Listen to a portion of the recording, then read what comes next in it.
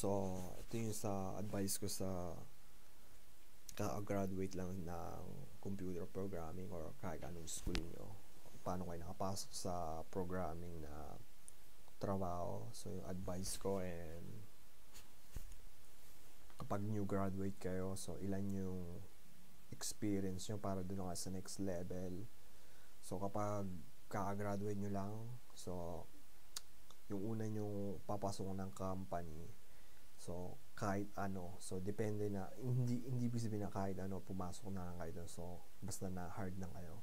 So titingnan nyo kung magkaka-experience kayo sa company na yun. So magstay kayo ng 1 or 2 years or 3 years sa company, so tingin nyo kaya nyo na pumunta na kayo sa ibang company kapag may 3 years experience na kayo.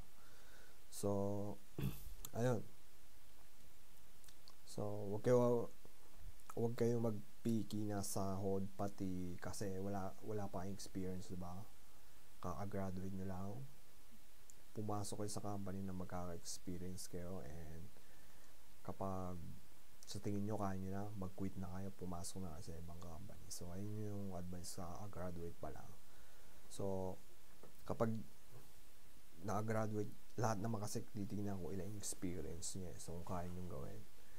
So in 3 years na importante. So may isa pang ganito, sa lahat ng 3 years, lahat na ng graduate nagko-quit na sa programming. So basically hindi sila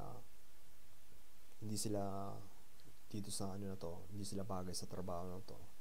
So in 3 years, alam niyo na yun. So marami din nagko-quit na in 3 years. Kasi for example, 4 years or 5 years sa next na trabaho, so titingnan nila yung ano nyo, yung lahat ng tinrabaho nyo, i-question nila bakit kayo nag-quit. So pangalawa or pangatlong quit nyo na company, siguro itatanong nila yun. So pag una, kasi gusto nyo na ng mataas na sahod pati bagong company, so una o dalawang company na nag-quit na kayo, okay lang. Pero pang-apat, pang-lima, basically, i-question na nila kayo. Depende sa edad nyo yun. Kung marami kayong quit bago kayo nag-30, i-question na kayo. Kung nasa 20 pa rin kayo, kaka-graduate nyo lang, nag-stay kayo ng 3 years. Depende sa scenario. So, kung isipin nyo, nag-quit kayo agad sa unang job nyo ng 3 years and nagtrabaho kayo. And, yeah. So, yung advice ko sa new graduate, dapat wag kayo maging picky. Maging picky kayo sa papasukan nyo sa una nyo. Kasi, yung next yung company papasukan, hindi na kayo beginner. So, kasi i-hire kayo nila, diba?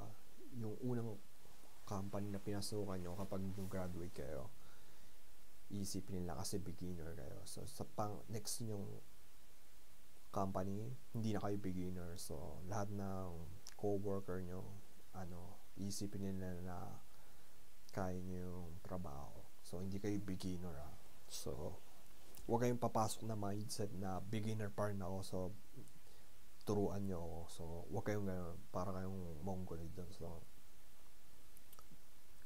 So, huwag kayong mongoloid na pangalawa nyo na tong company and beginner pa rin kayo. So, ayun ang huwag nyo dapat gawin. So, yung mindset nyo dapat, nag-quit ka, tapos alam nyo na dapat yung gagawin.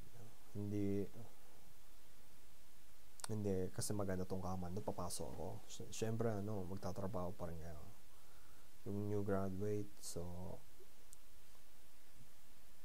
in 2 years, pwede rin kayo mag-quit and sabihin nyo na gusto nyo na ibang company kasi hindi kayo level up dito. So, pwede din yung ganyung excuse nyo. So, mataas yung sahod, malapit. Depende. So, dapat magaling kayo sa interview, mag-practice kayo. So, walang dapat practice para maging So, yun na advice ko. So, for new graduate.